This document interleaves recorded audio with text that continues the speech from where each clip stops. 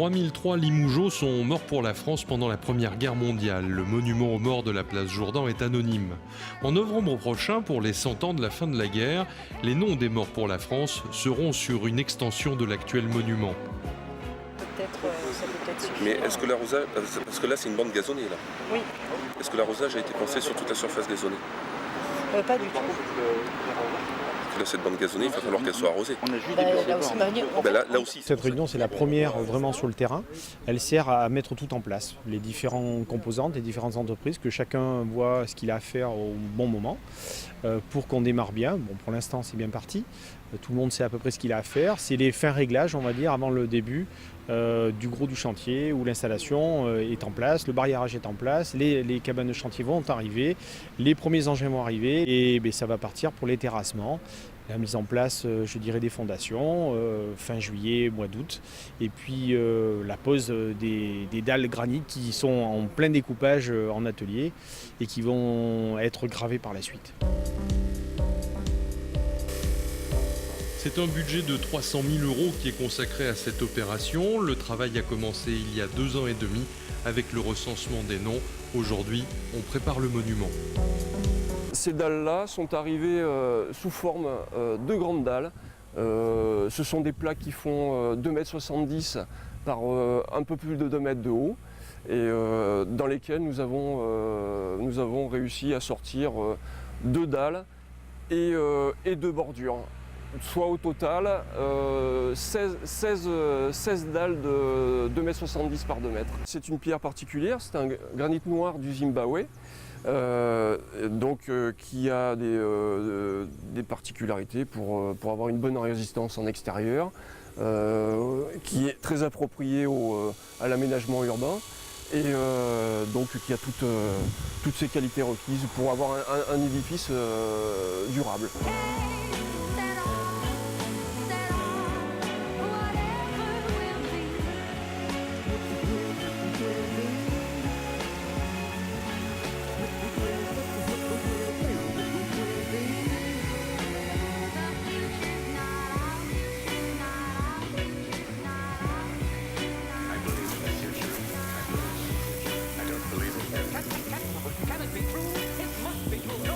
Là, c'est ce qu'on appelle un débitage primaire simple avec un disque diamanté et à l'eau tout simplement.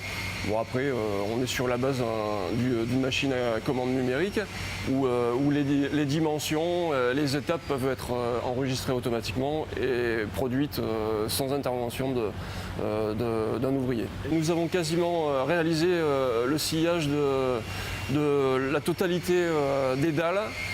Des bordures hautes et des bordures basses, soit à peu près, donc on est sur la base à peu près de 80 pièces différentes.